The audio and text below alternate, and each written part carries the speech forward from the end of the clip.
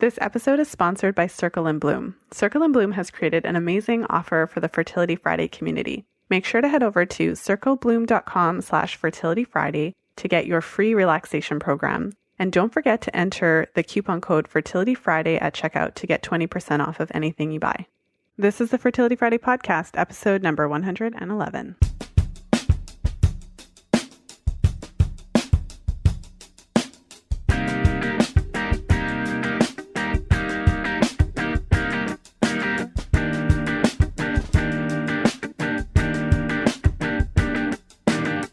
Welcome to the 111th episode of the Fertility Friday podcast. Thank you for joining me today. I'm Lisa from fertilityfriday.com, and this is your source for information about the fertility awareness method and all things fertility. Before I jump into today's episode, I just wanted to take a moment and let you know about my group program. So I do still have spaces available for the January 2017 Fertility Friday group programs. And I am tailoring the group specifically. So one group is going to be tailored specifically for women who are trying to conceive, and another is going to be tailored specifically to women who are trying to avoid pregnancy. And so I'm really excited about the January groups. I do have a couple spaces open still, but they are starting to fill up. So if you're thinking about jumping in and being part of the group, don't wait too long. Once the groups fill up, then registration will be closed until the next time I offer, which I'm not sure when that'll be. Sometime possibly later on in the year, but it won't be for several months. And I just wanted to share with you what one of my clients said about our work together. I'm always somebody who's a learner in multiple ways, it always starts with reading. But reading the book didn't take me to the knowledge that I've had from working with you individually, Lisa, and as a group. What I've learned together as a group is so much more than I would ever get from just my own chart, because every time we're learning from each other, not just about the chart themselves, but about people, about their lives, what they're going through, and you don't feel alone. And you really have a way, Lisa, about bringing everybody together to feel that they're not alone, but also how can we all help each other? And when you're learning together, it makes you feel like you're not alone, you're not screwing things up. Everyone has different ways of learning that they share with the group that helps. So it might be a long-winded way of saying it, but I would not have been able to do this much or learn as much as I have, except through the group. So make sure to head over to fertilityfriday.com/group program for more information. And of course, before I jump into today's show, I wanted to take a moment to thank my sponsor, Circle & Bloom. Circle & Bloom has a number of programs, not only related to fertility, but also programs that take you through the whole process of conception. And once you get pregnant, there are separate programs to take you through pregnancy and delivery. One of the things I love about Circle & Bloom is the intention behind their programs. And so I've talked about their natural fertility cycle program a number of times because I think it's so thoughtful to have a program that takes women through the workings of their entire menstrual cycle. And I love that when you use the fertility awareness method, you can kind of tailor that to your own cycle, and because you'll know where you are in the cycle. And so make sure to head over to circlebloom.com/fertilityfriday, and you can nab your free relaxation program there. And if you do purchase any of their programs, make sure to use the discount code Fertility Friday, and you'll get 20% off of anything you buy. So let's hop into the show. And today I'm very excited to welcome my guest, Dr. Fiona McCullough, to the show. Dr. McCullough is the founder and owner of White Lotus Integrative Medicine, and she's worked with thousands of people seeking better health over the past 15 years of her practice. She's committed to health education, advocacy, and empowering her patients with the most current information on health topics and natural medicine therapies. And in today's show, we're going to be talking about Dr. McCullough's new book, 8 Steps to Reverse Your PCOS, which she just released in September 2016. And so we're going to be talking about the connection between PCOS, inflammation, gut health, thyroid conditions, and whatever else we can squeeze into our interview. So thank you so much for coming on the show, Fiona. Thanks for coming on again. Oh, thanks for having me, Lisa. It's great to be here.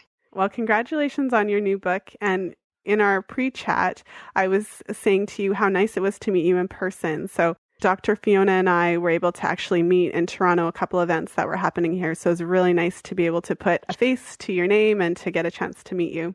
And likewise, I know we've done an interview before, and I feel like I'm always seeing you online, but meeting you in person was awesome. Yeah, it's so nice to connect. It's nice to bring the offline world into reality, into the real world. Yeah, absolutely, right?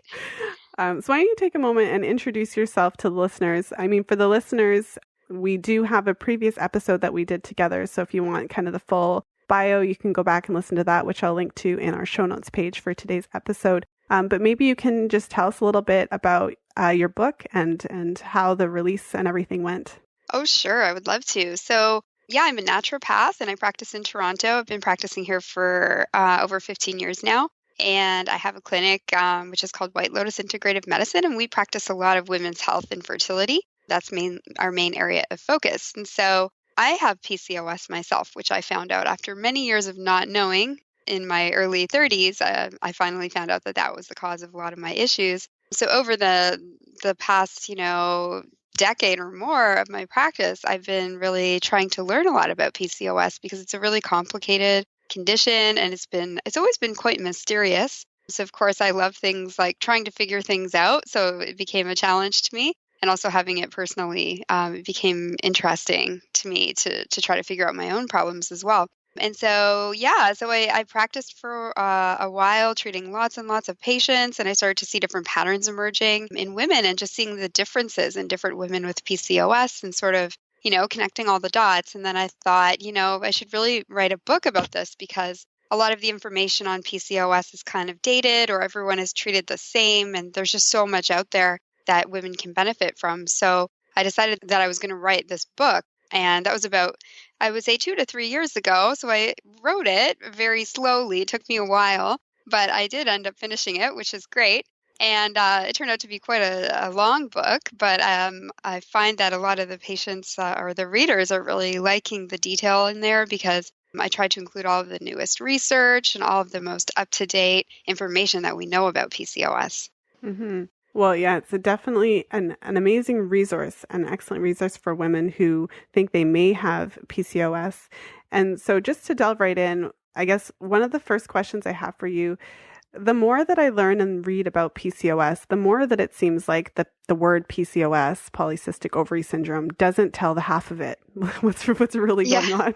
It's kind of like this lovely name that someone decided to call it because of the impact on a woman's ovaries, but then it's just not really about her ovaries. So I've read that there's a push to change the name to cardiometabolic syndrome or another term that's more suited to the process that's actually happening behind the scenes. Did you want to speak to that a little bit? Yeah. So that's absolutely right. There's a lot of push towards changing the name. And because when it was named, it was really a long time ago. And this was when they didn't really understand very much about PCOS. They just knew that there was an association with these multiple cysts in the ovaries. But now we know that actually you don't have to have those cysts or that they can come and go or they may dissipate as a woman gets older. So it's not really a good name for the condition. And really PCOS is more of a hormonal metabolic condition. So it affects the woman's entire hormonal system and also her metabolic system. The change of name is a bit controversial and some people disagree with that. And in some ways I can understand that because people finally understand what PCOS is. Like they were hearing about it, they know about it, and maybe changing the name might confuse people or make it really difficult to get the awareness out there because it's been quite a fight for a condition that affects 1 in 10 to 15 women. It's been a long battle to get any awareness going. So rather than focusing on the name, we should really, in some ways be focusing on getting research for this condition. And, thinking about all the things that have to be rewritten and redone, all that energy could be spent. And this is what Dr. Catherine Sharif was saying one time. She's one of the most experienced doctors who treats women with PCOS. And she's a researcher. And she was saying, we should spend that time and energy actually finding good treatments for PCOS. Mm-hmm. Well, and for the listeners, I did an interview with Dr. Catherine Sharif, episode number 60. And it's it's so enlightening. And in a way, it's always a little bit frustrating to hear about the ideal scenario of how to treat illnesses like this, especially knowing that many women don't get that treatment. Oh, yeah, it's so frustrating, and And it's a complicated syndrome. So even the name that was proposed, which is metabolic reproductive syndrome, in some ways it has some limitations because it's not just a reproductive syndrome. And this is one of the problems with PCOS, is that it's not just for women of reproductive age. It starts in childhood and it lasts like right up, past menopause. So there's, just a huge spectrum of how it evolves throughout a woman's life. So it's really hard to figure out a name for this.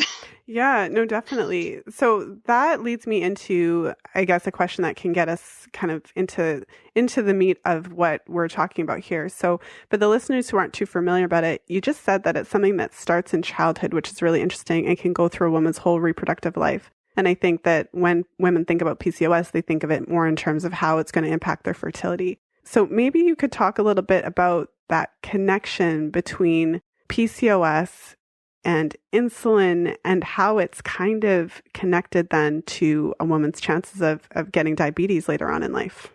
So it's basically something that it does appear that you do have to have certain genes for PCOS to occur. And then there's certain environmental factors that can turn on these genes. And it seems that many of them are related to metabolic dysfunction. So this would be related to insulin resistance, which is basically the secretion of a lot of insulin when you eat compared to other people. And that can set you up for diabetes. And they even find in children who later develop PCOS, some of the underlying factors in insulin resistance is dysfunction of the fat cells.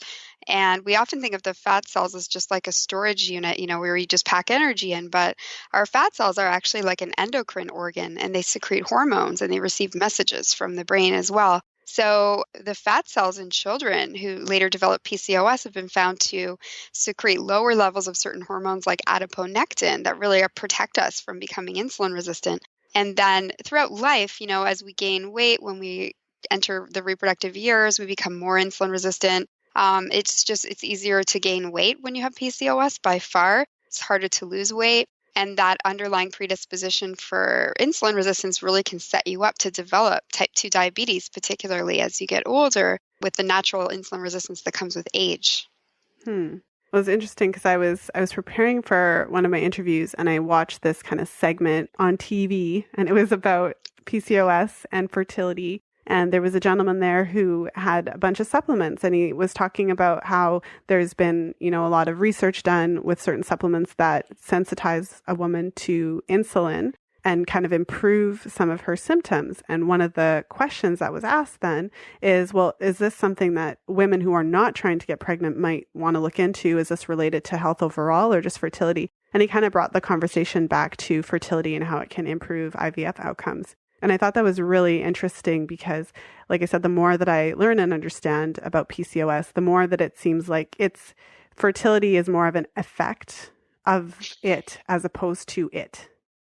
Yep, absolutely. It's exactly right. It's infertility, or I even call it just subfertility with PCOS, because it's a different sort of infertility. It's variable, it's changeable depending on a lot of different factors. And in each woman, it presents differently. And some women with PCOS have no fertility problems at all.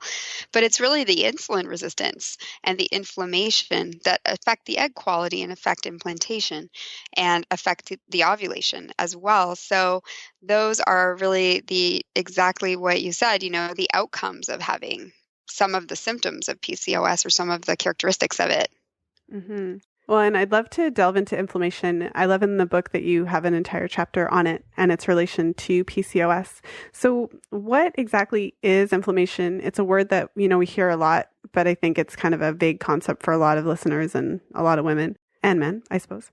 Yep. But what is it? And then what is causing us to be inflamed? Sure. So inflammation, it's a good thing in our bodies, and it's there for a reason. So inflammation is basically a chemical output by our immune system, actually, both chemical and, the cellular changes that happen in the immune system. And this happens actually for a reason. And there's lots of different reasons that we need inflammation in our body. One of them is, when we get an infection. The inflammation is the mounting of the immune response against the infection, and our immune system ramps up and gets a whole bunch of blood cells into the right position, and they basically are able to kill off viruses or bacteria. with basically inflammation. So it can be a very good thing. And it's also used in cellular repairs. If we're injured, our immune system will come in and clean up. If there's cells that die off, our immune system comes in and cleans up. So basically, inflammation has a lot of good functions in our body. So it's a vital process. But if you have inflammation at the wrong time or all the time or in the wrong way, then we're dealing with some issues, because just as inflammation can damage invader cells like bacteria or even viruses, inflammation can also damage our own cells. So it creates oxidative stress. And this is in part by how it works to kill some of these organisms. But this can actually cause changes in our own cells if they're exposed to inflammation all the time or in a random sort of way. So in PCOS, there's a lot of inflammation, and this actually comes once again from the fat cells and the dysfunction of the fat cells. So in PCOS, the fat cells are larger than they are in other women of the same weight. You could take two women of the exact same weight. The woman with PCOS, her fat cells are enlarged, and they tend to spill more of what we call free fatty acids out of them. And this causes, an inflammation in the bloodstream. The other thing that happens is the thicker our fat cells get, because fat is not a very well circulated tissue.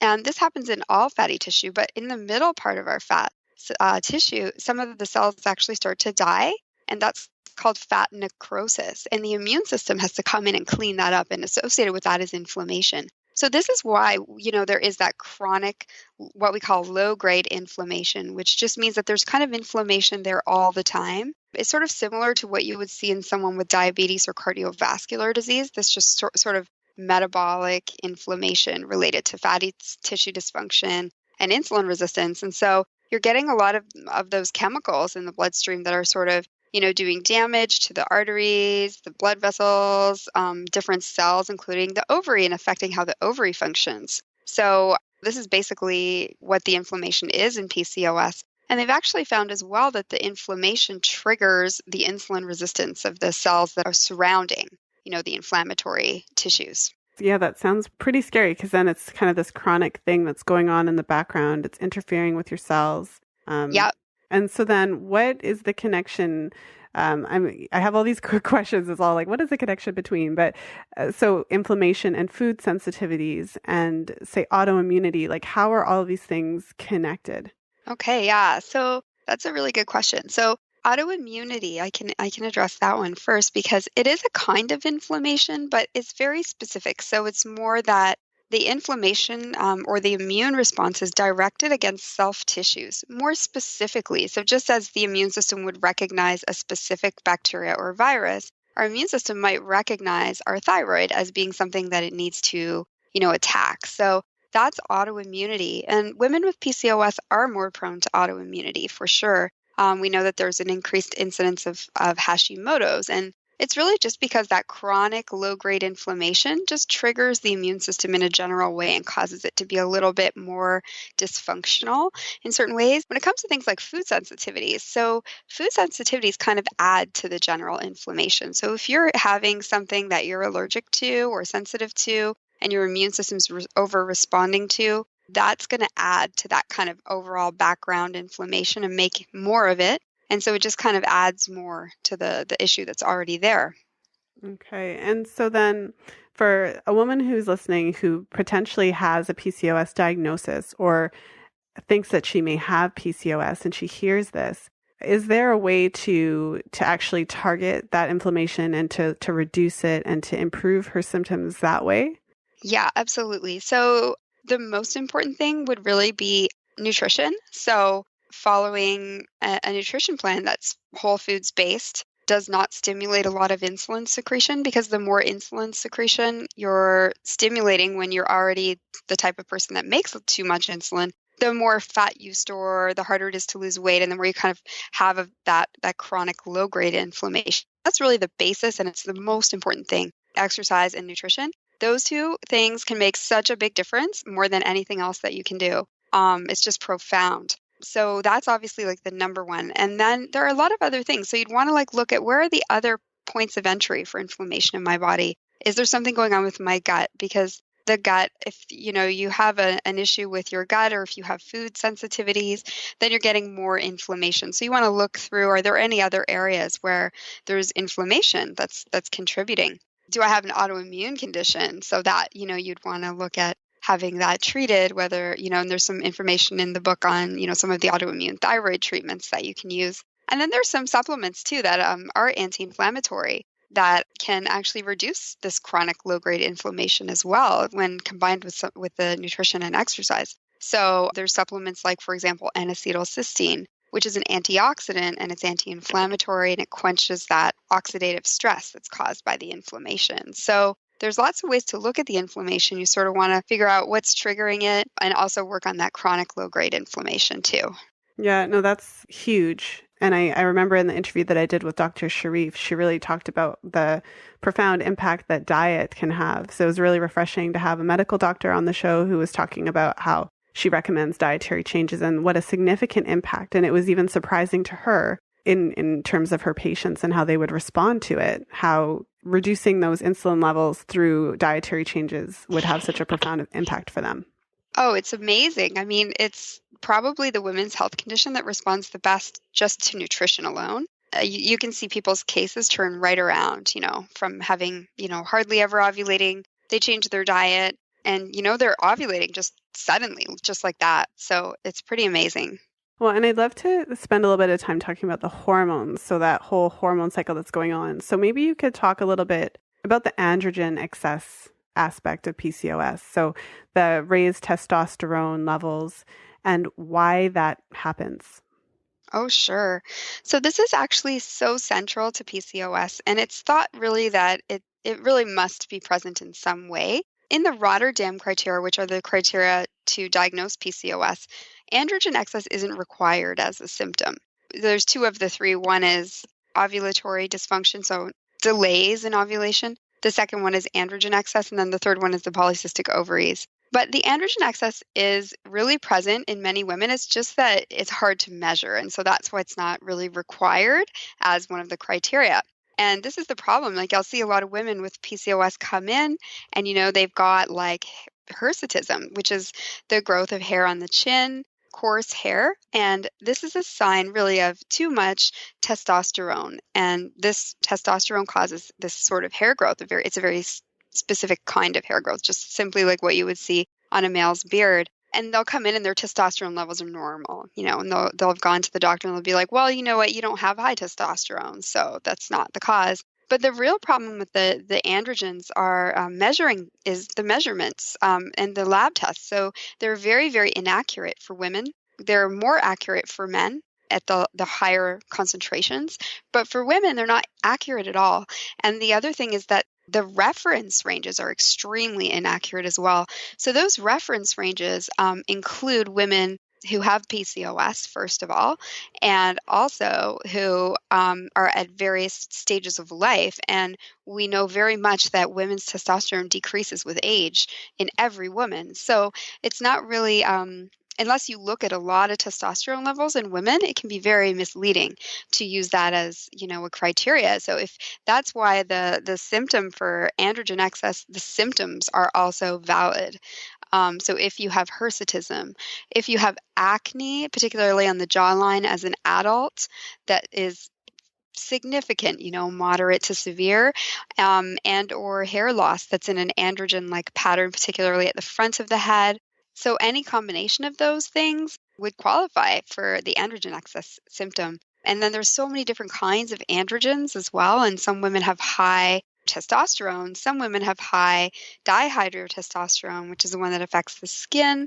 And then some women have high DHEAS, which is an androgen that's produced predominantly by the adrenal glands and not by the ovaries at all. So it can be very easy to miss the androgen excess, but in many, many women, it's present who have PCOS. It's quite, and the Androgen Excess Society, which is the other main body that researches PCOS, they require that androgen excess is present in order to be diagnosed with PCOS. Well, that's really interesting. So then if a woman's testosterone is checked and she is told that it's normal, then it's very possible that that is a meaningless thing. Exactly. Could be totally meaningless. To put it bluntly, right? Exactly. Awesome. The reference ranges are just, I look at them sometimes and I'm like, oh, because they've included like a lot of women with PCOS in that reference range. So, Well, oh, and can you paint a picture in terms of the I don't know how to say it properly. Could you say it oh, again? sure. Hirsutism. Yeah, it's a hard one. There you go. I wasn't looking at it. Thank you. So I can't say it. So in terms of the hair growth on the face, what does that look like? Are we talking about a couple of sprigs of hair on our chin, or does it have to be a full beard or anywhere in between?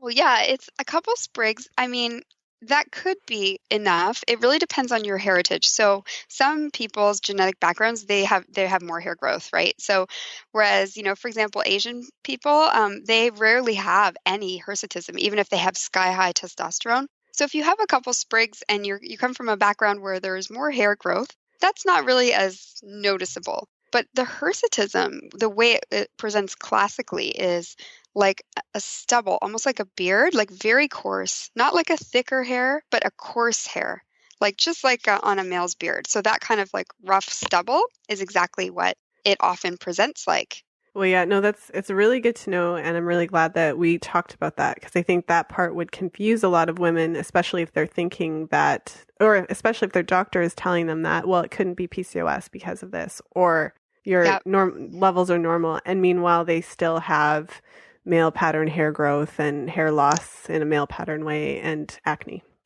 Yeah, yeah. I think hirsutism is about 90% specific for PCOS. So if a woman has true hirsutism where it's that coarse hair, especially on the chin, usually on the bottom of the chin is where you'll see it first, like underneath. If they have that, it's about 90% specific for PCOS. Okay. Well, and since we're talking about hormones, maybe you could take us through what's happening in terms of cortisol and even progesterone and estrogen. One of the, I guess, symptoms then of PCOS, especially in the work that I do, which is the charting aspect of it. When you're looking at a woman's chart, often you'll see a chart, and it's not always the same, right? But sometimes you'll see a pattern where a woman has a super long pre-ovulatory phase, and she'll often have like a mucus patch indicating that her body's kind of trying to ovulate, and then she won't. And then you'll see like again trying to ovulate and she won't. So you just have this long estrogen phase and then a shorter luteal phase. And in a healthy cycle, we're supposed to see approximately an even, follicular phase and luteal phase. So, so yeah, maybe you could talk a little bit about what's happening in terms of the estrogen, progesterone, cortisol relationship there. Oh, sure. So, yeah, so that's exactly right. Basically, it takes a long time to ovulate, and the reason for that is that the testosterone that's within the ovary, regardless of even if you're seeing a lot of it in the blood, most women with PCOS have higher amounts of testosterone within their ovary itself. And that testosterone slows down the ovulatory process. And what you'll see in a lot of women with PCOS, particularly in leaner women, but also in the more classic types of PCOS, you'll see this as well, is high LH on the beginning of the cycle. And the LH feeds into the testosterone. And what's supposed to happen actually when you start your cycle is that FSH is supposed to become the dominant hormone, and it's supposed to push the estrogen out of the egg and get the egg to develop and create, those granulosa cells are supposed to be making a good amount of estrogen and making a nice big peak, and that's supposed to surge the LH and get you to trigger ovulation. But in PCOS, the FSH it's often low, actually. It's lower than in other women. And so the granulosa part of the follicle doesn't develop properly, and it doesn't make estrogen very well. And instead, the theca cells, which are stimulated more by LH, are making testosterone pretty consistently. And because of that, you're not going to get that nice big peak and that triggering of the ovulation, but you do get more estrogen for longer. You may or may not have high estrogen. The estrogen might be, kind of medium, like it should go up to it should start off low and go up to a nice peak right before ovulation. But in PCOS, just as you said, it could, go up a little and then go down and up a little and go down. But then you just end up with a longer period of time with more estrogen. And then finally, after a while, in many women, the granulosa cells will develop enough to make that nice peak, and then you'll trigger ovulation. And that could be many, many days later than where it would normally be. And then finally, you get the progesterone. So the ovulation, is really overridden by the testosterone that's there in the ovary. And the way that the adrenals and cortisol can impact here is that if a woman has, in particular, something called adrenal androgen excess, which is where she makes more DHEAS, which is that hormone from the adrenal glands, any kind of a stressor can actually cause more testosterone production because that feeds in again to the testosterone production by the ovary as well. So it becomes an added impact on that delayed ovulation. So then if a woman is experiencing whatever type of stress in her life, then that's just going to make it worse. Yes. Fantastic. Only specific women, though. Yeah. Like some of the women with PCOS, they don't have high DHEAS. So for them, like stress is not good for them either because it impacts the opiate system of the brain, and that's also altered in PCOS, which is really interesting. But there's only this certain subset of women with PCOS that have this adrenal, and for them, it's even worse. So they have to be really, and that's why I always encourage women to ask for that test, because then you'll sort of know, you need to put more effort into really like working on that stress reduction, or make sure that you go, you meditate or do deep breathing or yoga or something, to help key yourself down more. And that's the test, the DHEAS, to get a sense of whether or not their adrenals are producing excess testosterone. Exactly. Yeah, the adrenals, yeah, exactly. The DHEAS, it's not produced by the ovaries at all. So we know for sure it's only coming from the adrenals. And that actually isn't even affected by insulin resistant. It's almost like a separate kind of PCOS. But then to make it even more confusing, most women who have that also have the other type of PCOS too.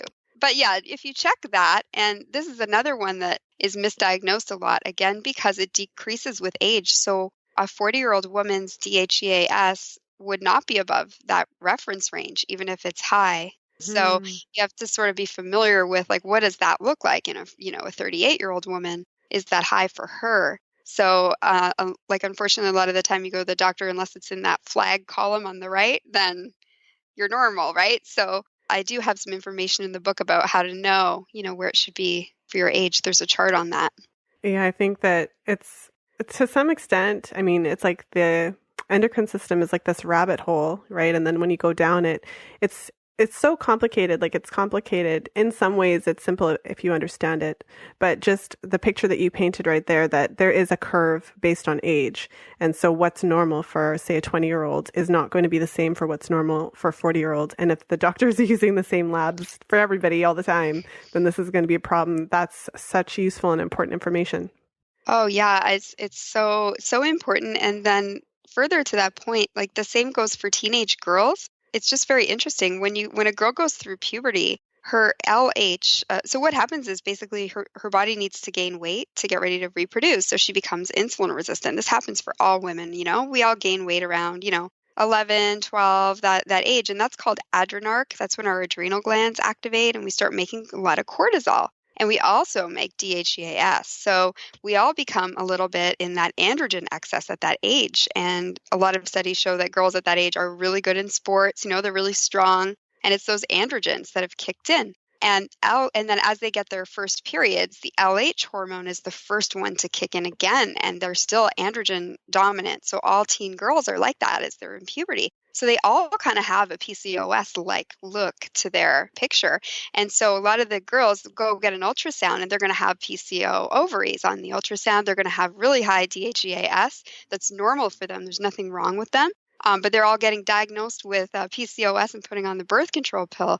And meanwhile, this is not really anything abnormal. But yeah, like what happens in a woman who does not have PCOS is that FSH becomes the dominant hormone after a while. And after around 2 years, her cycles should become regular. The woman with PCOS, the LH hormone stays the dominant hormone, and they kind of get stuck there. It's almost like you're kind of stuck in puberty in a way, hormonally.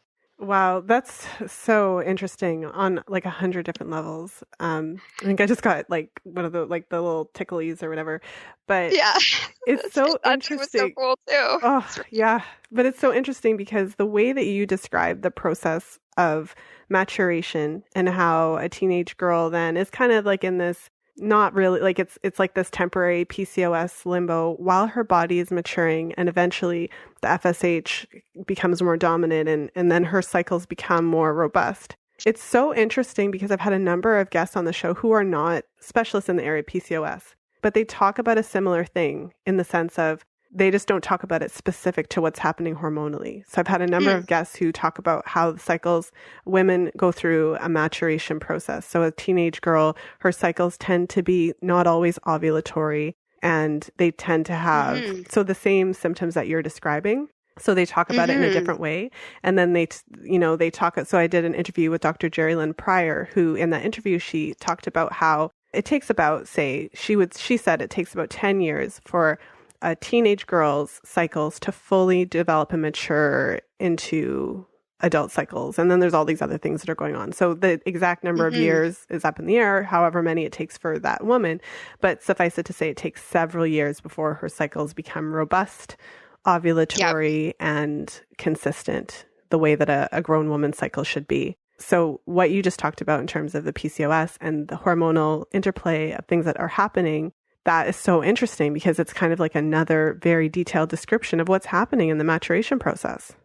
Yeah, absolutely. That's really interesting that that was said because it makes complete sense to me, and it's exactly, what happens. And we all know that teenagers get acne, they all have acne. It was very common, right, to have acne. So, and it's normal to have androgen excess, and it's just that aspect. It does affect the reproductive maturity. And the other interesting thing too is that women with PCOS also hit their reproductive peak later and go through menopause later. So there's that whole, little bit of a delay in everything there. Well, and so this is not scientific, but it's an observation. So then if women in their teens are identified as having quote unquote irregular cycles, which is not abnormal because women in, teenage girls before their cycles have matured by definition will have irregular cycles. Yep. So then if they are diagnosed with this quote unquote irregular cycle thing, and then they're put on the pill. So then I've had a number of guests on the show talk about the pill, and basically it's kind of putting your cycle maturation on pause. So then you go and you take the pill for 20 years and then you come off of it and, oh, wait, you have PCOS. Well, maybe it's the cycle. And then you're saying that women then who have PCOS, their cycles take longer to develop and then they go through menopause later. Well, this is all very interesting and disturbing. Yeah, it's a bit disturbing. And the newer guidelines by the Androgen Excess Society, they've suggested that PCOS not be diagnosed in teenagers. But if it is to be diagnosed, they have to have all three of those Rotterdam criteria rather than two of the three.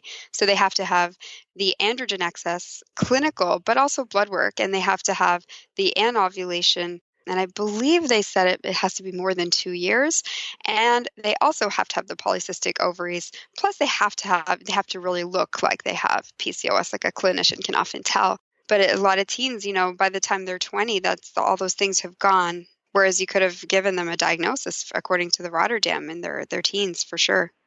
And you mean by the age of 20, those symptoms have kind of gone away? Because is that what you mean, or do you mean something different? Yeah. Like the PCOS-like symptoms are usually gone by around age 20. Because in most the cycle women matured. Interesting. So then exactly. Yeah. So I'm not going to continue to go so far on this tangent, but then I have to pose the question for the benefit of the listeners, which is if these women were not put on hormonal contraceptives at age 15, 16, and their cycles were allowed to mature naturally, would they then be having the same problems when they're trying to conceive? Yeah, it's so hard to know. I mean, it would be interesting to study that. I'd be really fascinated to see. And what I find is that there are women when they come off the pill, they look like they have PCOS, but they don't. It goes away in some time.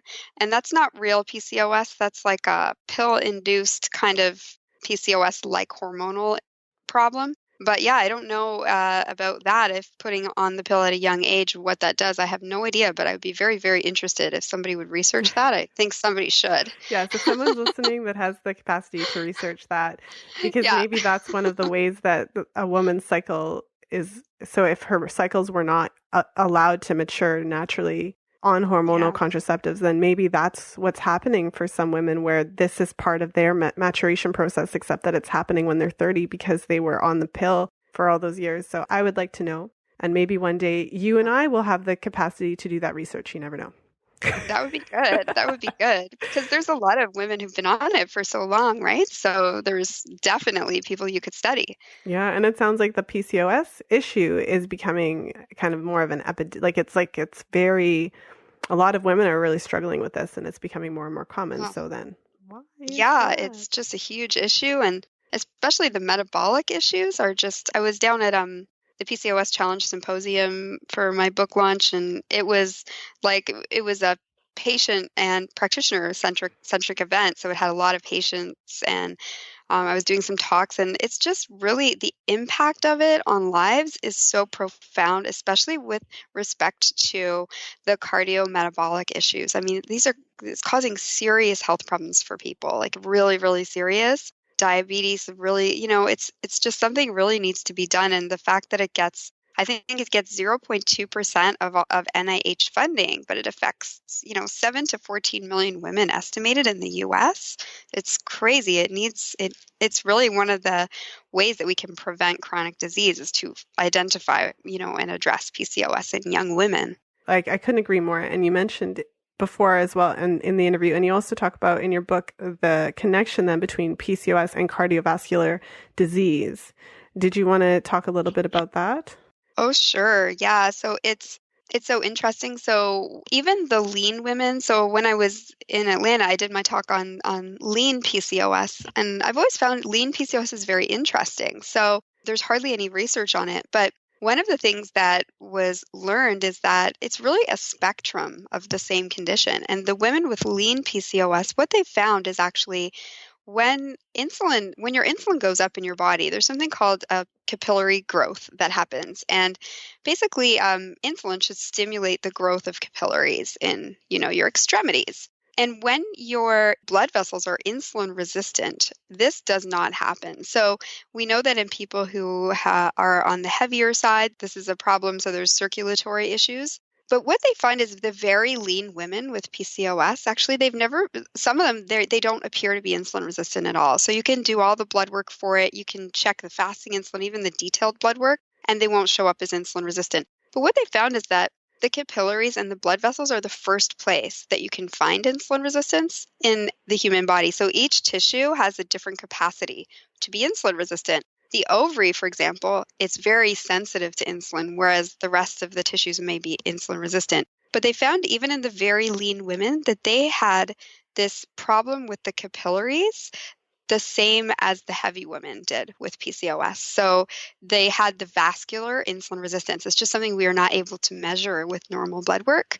So you can see that aspect on the cardiovascular system, the way that the blood vessels become insulin resistant starts at the very earliest stages of the condition. And this just over years and years and years leads to cardiovascular disease. Wow, see, that's so scary. And I think that's why with PCOS, trying to really get a handle on the fact that it's this disease process that's happening in the background that and some of the effects are related to fertility, but really to understand the impact that it can have on a woman and treating it regardless of whether or not she's trying to conceive. Because if it can increase her risk of cardiovascular disease and heart attack and all of the things that are associated with that, that's a really significant health risk for women. Yeah, it's huge. It's just huge. And it's in men too. Men have the same genes, and you just see it. You notice it in women because it affects the menstrual cycles. But if it didn't, we wouldn't know what that was. But, we can identify it in women for that reason. And it definitely affects your fertility. It affects, even your ability to implant and carry pregnancy or to have a healthy pregnancy, prevent diabetes. I mean, if you treat PCOS, you're improving the health of the woman's entire, reproductive system, the health of her baby, and her future health as well. Yeah, it's such an important conversation to have. And so as we kind of draw towards the end of the interview, there's one other topic that I want to bring up. It's a big topic. We could do a whole show on it, but I just wanted to talk about that kind of comorbidity when women with PCOS also have thyroid related issues. And so I would love for you to take a few minutes and just to talk a little bit about that connection there, and then perhaps some suggestions for investigating that further for women who suspect they might have a thyroid issue. So in my practice, I always look I've practiced doing fertility for a really long time. And I think, we all know that the thyroid is very, very important. And there are certain reference ranges for thyroid and for fertility that are different in general, right? Thyroid is really something that's very individual, I find. So everybody has their own set point where their metabolism functions the best with respect to their thyroid. But if you think about what the thyroid hormones do in our body, they enter the cells and then they actually change the way our cells metabolize everything. Basically, every single thing in our body, like everything we produce, every hormone, every protein, how we metabolize energy. So the thyroid kind of rules the rate at which our metabolism goes. And women who have PCOS are definitely they have high insulin levels more after they eat. They have higher insulin levels between their meals, and they tend to have higher insulin levels all night long. And insulin has two main roles. One of them is which is the most well-known role, which is to take the sugar from our blood and put it into our cells. So it keeps our blood sugar from being too high. The second role of insulin, which is very important, which most people don't know or think about too much, is that it blocks fat breakdown. The reason it does that is because insulin is an anabolic hormone. It helps us to grow tissue, store energy. It's not a hormone for breaking down. So whenever we've eaten, we're certainly not going to be using a whole bunch of energy to break down fat. So it blocks fat breakdown.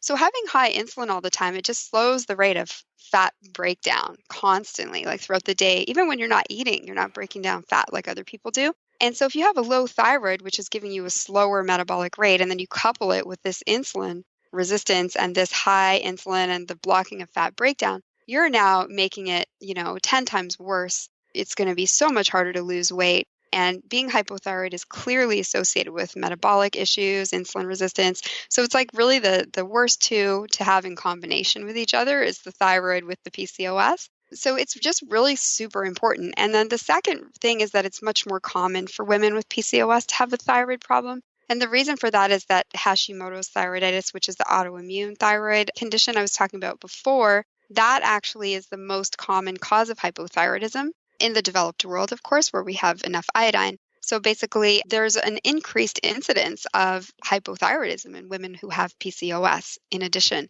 And I find that to be true in my practice. There's a lot of women with PCOS who I just take a glance at their blood work and right away I can see they have a thyroid problem or they have antibodies. And several studies have looked at the link and they've actually found that, like fertility, women with PCOS do better at that lower reference range for TSH. And our thyroid hormones are not just TSH, which is like the pituitary hormone. It's kind of like the FSH for the thyroid.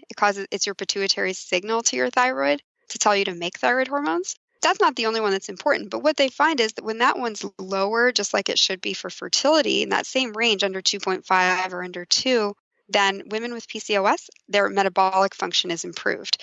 And when they're outside of that range, their metabolic function is worse or their insulin resistance is worse.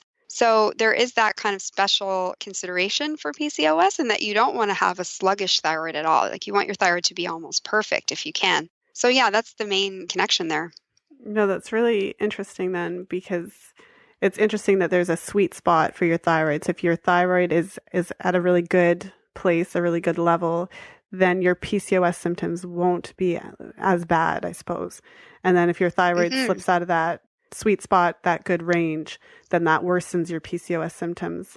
I suppose it's not surprising that it would, the worse the one is, the worse the other one is. I don't think that's a big surprise to anybody. But I think that it's interesting to note that there's that connection there where if a woman has PCOS, then she's kind of more likely to have a thyroid issue as well. Yeah, absolutely. It should be checked in every woman. And I always recommend to get the full range of hormones. So the TSH, the free T3, the free T4, antithyroid peroxidase, which is one of those antibodies, which picks up Hashimoto's, and antithyroglobulin. So those are the two main antibodies. And then if you can ask for reverse T3.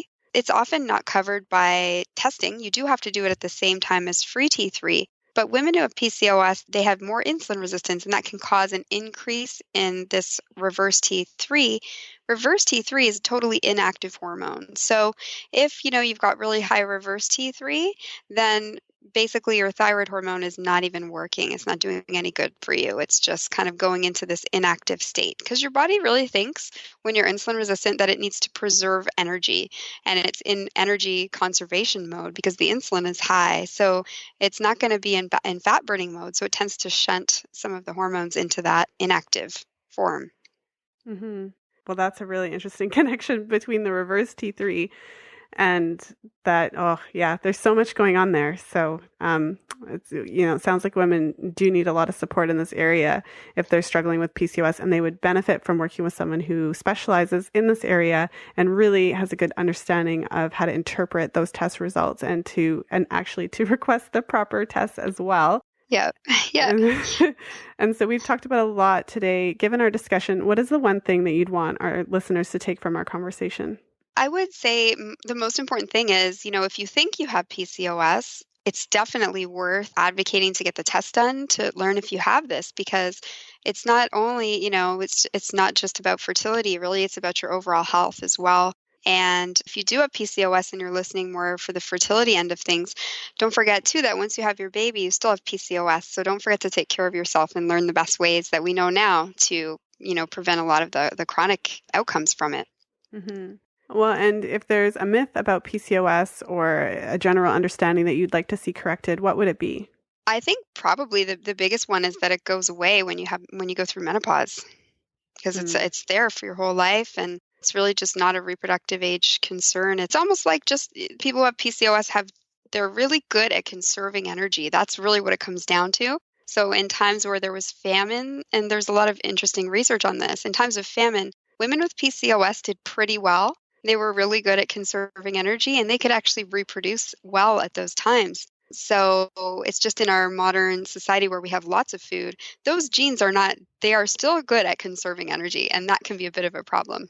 Well, and then if they're in the plentiful, excessive society that we're in today with tons of sugary things that give us plenty of reasons to raise our insulin all the time, then they don't do as well. Yep. Exactly. Yeah. And in my book, I have the new insulin demand of food, which tells us basically how much specific foods raise our insulin. And this was developed by the same researchers who developed the glycemic index at the University of Sydney. So it's a really new concept. And so we have a meal plan based on the insulin demand of food. So it actually affects the exact issue in PCOS, which is insulin. That's really interesting. Yeah, there's so many there's things on that. There's things on the glycemic index that are really interesting that you wouldn't think, like how whole wheat bread raises your blood sugar the same way that table sugar does, that kind of stuff. So whole new understanding of the way food impacts our blood sugar. And last question of the day then, what advice, if any, would you give to a couple that's struggling to conceive, especially in light of our conversation about PCOS today? So with PCOS, the one thing I would say is stay hopeful, because most women with PCOS will conceive. It takes longer. It takes a bit more time, and you're not as much against the clock. So you have that on your side. So don't panic, and just take the steps that you need to take care of your health, and make sure that you're assessed properly so that you understand, the specifics of, how your presentation of PCOS is affecting you. Okay, well, thank you so much, Dr. McCullough, for coming back on the show. That was one fantastic conversation, and I think my head is still spinning because you are really smart and you know a lot of stuff. And I'm so excited to share this interview with the audience because it's really mind-blowing information that you're sharing and so important for women to know. So thank you so much. Oh, thank you for being such a great interviewer and for making this amazing show. I see it everywhere, and it's doing so well, and it's getting the word out there to so many people. So thank you. Oh, thank you so much. I'm really happy that it's been impacting women in a positive way, and I'm just going to keep doing it and hope to make a difference. Keep doing it. You can feel my passion. Women need to know this stuff. Women need to know this stuff. But yeah, knowledge is power. All right. And so maybe you can tell the listeners where they can go to get a copy of your new book, which I've read, and it's a fantastic resource for women who think they may have PCOS. So that, and then where they can find you online. Oh, sure. So you can get it on Amazon. You can get it in Barnes & Noble.